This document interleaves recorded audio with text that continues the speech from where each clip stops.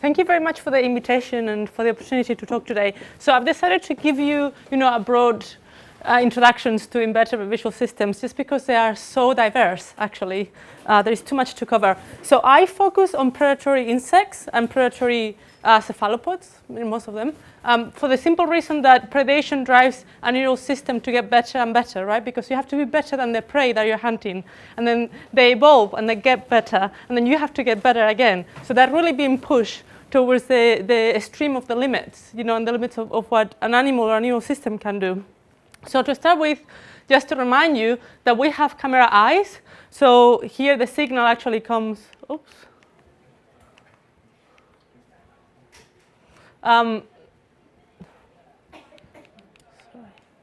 Sorry, is the pointer that one? Yeah, sorry. So the light goes through a single lens, and then you have a continuous retina, and that allows us to have very high spatial resolution. But in insects, they have compound eyes. And I don't know if you can see it here, but they have many, many, many lenses, okay?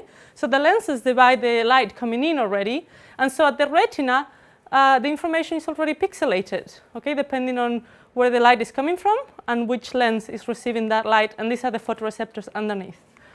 What that means is that compound eyes give you very, very poor spatial resolution because you need one lens per every pixel.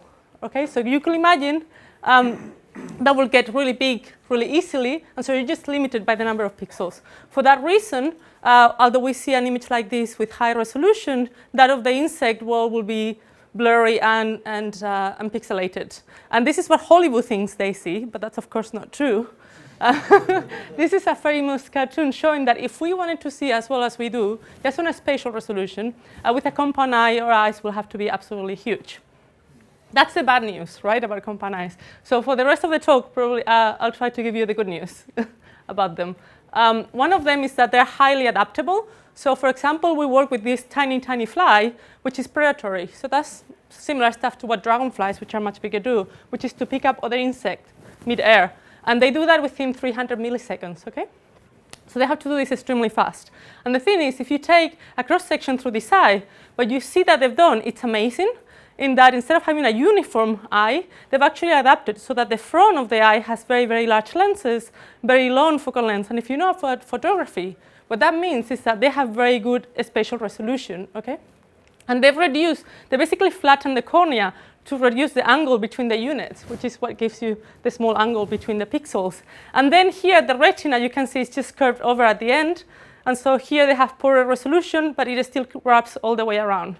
So basically, they've adapted the system to something that is very, very good in the middle. It will be similar to having binoculars, right, where you see very, very well in only one direction, and everything else is blurry and difficult to make sense of, except for the fact that it gives you motion information about how you're moving.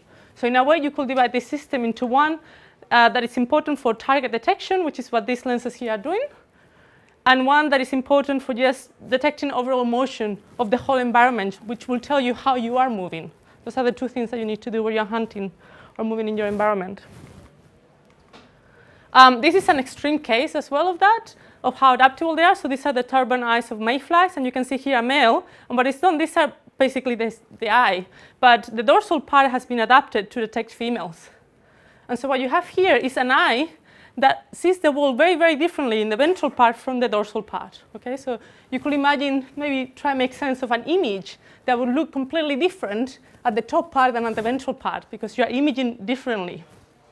And one really cool thing about the compound eyes is that they give you 360 degrees of vision, right? Because you have ommatidia or lenses looking forward, looking backwards, looking down, and looking up.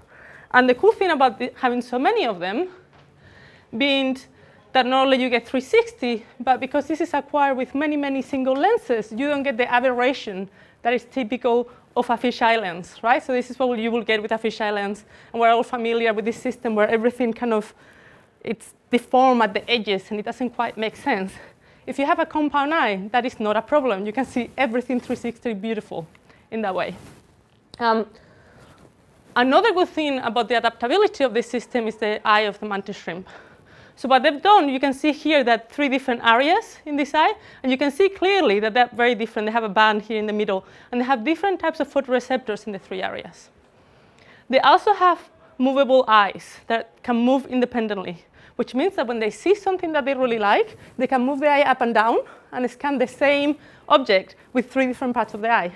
What that allows them to do is to get what is being called trinocularity. Okay? So they can actually detect the depth to an object, the 3D distance, the absolute size, with a single eye. For that reason, they don't have to have eye movements that are actually convergent or that are the same for both eyes. They can move them independently, and they can pay attention to one thing with one eye and scan with the other one. So just trying to imagine what that will feel like with one eye paying attention and while the other one is just all over the place. So that's not, that's a video by Michael Bock, and he's a great photographer. And this, I think, will be something really, really cool to hack. Try and figure out how we can make sense of something like this. They can clean them, that's really, really cute animals. And so in this sense, mantis shrimp are amazing. But something that is actually very, very amazing as well in basically normal flies, but also these small flies that we work with. These are killer flies, and they're only 4 millimeters. They're really, really small, and they're predatory as well. And what we found is that the eyes can detect flicker upwards of 300 hertz, right? So when we go to the movies, if it's higher than 20 frames per second, then we see it as continuous. For that to be the case for flies, you will have to have 300 frames per second, okay? And what it means basically is that they can see things in slow motion. And that makes sense. If you think about it from the behavior, they're hunting things that move really, really fast. So there will be a complete blur if they don't see fast. But they themselves are moving very, very fast. And if you don't have a visual system that works really fast, this is what you will get. You will get blur. And then nothing makes sense, right? So this kind of inbuilt high-speed video system makes complete sense for these animals. And I should mention that the reason that they can do this is because their photoreceptors work in a fundamentally different way to our photoreceptors. Okay? Another thing that compound eyes can do, which we cannot do, is detect polarization, especially in the sky. So this picture, I think it's Istanbul, was taken with a polarizing filter. And this is why there is a darker area here at the top, because the sun is this way, and the strongest degree of polarization of the light, and that is caused by the particles in the air. They polarize the light and they make it travel in a certain direction, okay? And we are not sensitive to that property of light because the molecules in our eyes are not aligned, they're completely random. But flies and many other insects have photoreceptors where the rhodopsin, the light-sensitive molecule, is actually at certain angles to each other, okay? And that's how they can detect that light is traveling in a very certain direction here. And when you put a polarizing filter, you can see it darker because you can block it. And you can make this experiment yourself by making this wheel out of polarizing filters. And if you turn that around, it doesn't matter how you turn it. In this aspect, you will always see that this one is darker because the sun is this way. Okay? And this is what many animals, many invertebrate animals, use to navigate and to get home. This is how they know where the sun is and where they should get going. This is how dung beetles know how to roll a ball in a straight line, okay? So dung beetles have to make a ball of dung, and they have to roll away from it in a straight line as fast as possible because somebody else will come and steal it from them. And it turns out that they do that with the polarization of the sky. It doesn't matter which route they pick, they just stick to that route and then keep going. And they are so sensitive that they can even do that with the polarization of the sky at nighttime, okay? It doesn't even have to be the sun out. It is very impressive. Polarization has also been shown by people to be used by bees to recognize the patterns in the flowers. Okay, so they can learn maybe which flowers are important for them. So this may be another thing that I thought would be great for a hackathon to try and bring that, get people to experience what it will be like to see flowers in that way. And then one thing that I need to mention as well is that polarization is important not just for flowers, not just for the sun, but also within a species. The animals themselves provide polarization signals. So if you're familiar with iridescence, okay, iridescence simply is reflected light from the structures that make some wavelengths interfere with each other, so they kill off some colors, and they amplify different colors, okay? And one property of iridescence is that it changes the color depending on which angle you're looking at it, right? So you can see this in bubbles, and you can see this in iridescence paint as well. When the car passes by, it looks a different color as it's passing you by. What we cannot see is that attached to that color change is a polarization of the light as well, okay? So if you were actually sensitive to polarization, like many insects are, maybe it's not the color, because that changes anyway, but the polarization of the signal that is telling you that this is someone from your species. And nowhere is this more impressive, actually, than in squids. And we've looked at this some time ago. And it's well known that squids have two systems for producing signals in their body. One's are pigmentary chromatophores. So these are pigments, such as you find in apples and most other objects. And then you also have a structural iridophores. So these are groups of cells that produce this iridescence. With the chromatophores, it has been known for a long time that they are innervated by nerves. And if you stimulate the nerves, basically it's a sac with muscles, and the nerves will make the muscles contract, and that expands the sac, right? And they use this ability to signal to each other for camouflage, for example.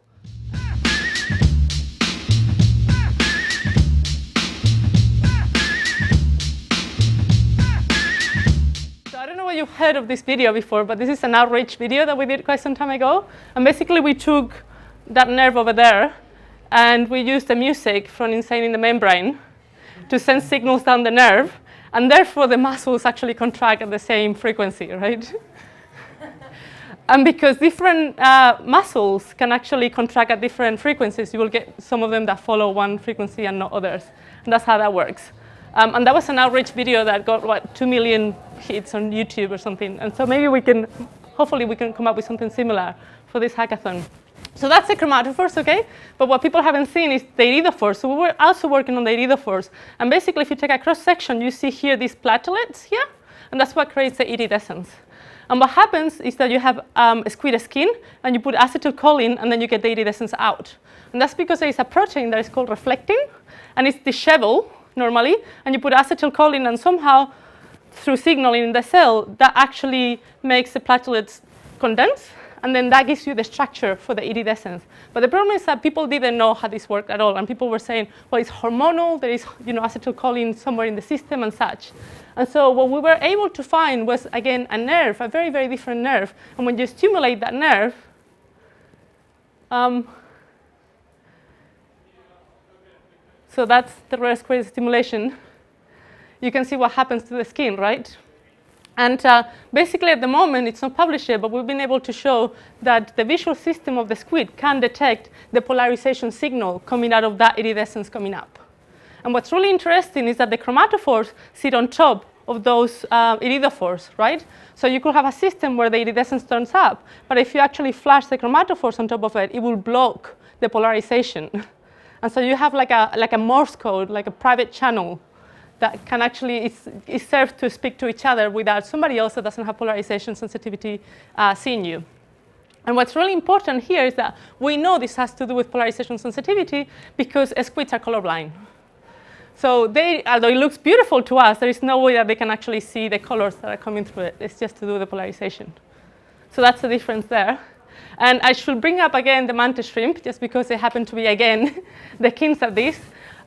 They don't just do linear polarization, which is what I've been talking about. They also do circular polarization. Basically, if you put here a quarter-wave plane and you shift it 90 degrees to linearly polarized light, you will get something that is circularly polarized. It's difficult enough to understand how linear polarization works, because we don't see it. Never mind circular polarization. But the point is that these animals do have appendages that reflect light in a circularly polarized way, and that they can actually detect them with their eyes too. And apparently they use it to avoid confrontation, because they like to use burrows. And if they see a circular polarization coming out of a burrow, then it means there is already another animal in there, and they avoid it. So maybe this is another modality that could be explored. And just before I finish my talk today, I just wanted to tell you a bit about the color vision. So I don't work on color vision, I work in motion. But I think it's really interesting to know that, for example, very recently it has been shown that this butterfly has 15 types of color photoreceptors in the retina.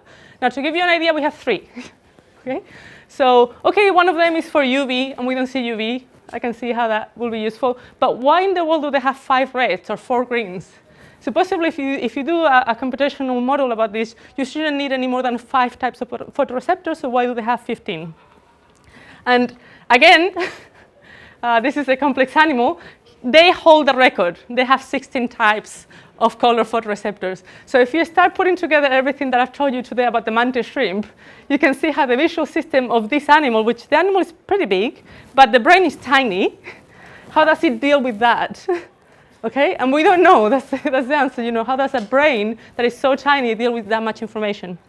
And because they have so many photoreceptors, color photoreceptors, people had assumed that they must have been able to discriminate different colors very, very well. That would seem the purpose of it. And what happened very recently is that they tested them for that.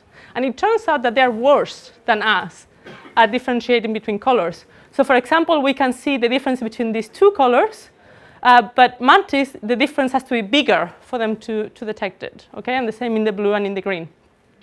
And so what investigators think is happening at the moment is that because they have such a small brain, they don't bother with actually comparing two different channels and seeing which one is higher than the other one and making the color discrimination in that way.